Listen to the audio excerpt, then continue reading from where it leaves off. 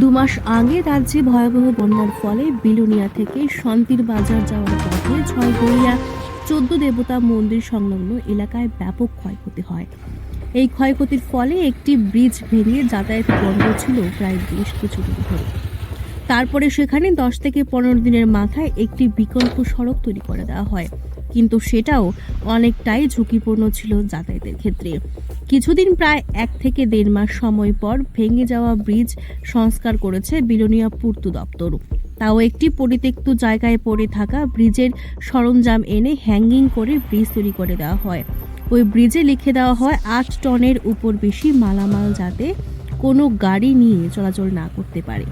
কিন্তু তারপরও দেখা যায় এই ব্রিজের উপর দিয়ে বড় বড় লরি যাতায়াত করছে, যার ফলে ব্রিজটি যে কোনো মুহূর্তেই ভেঙে যাওয়ার সম্ভাবনা রয়েছে।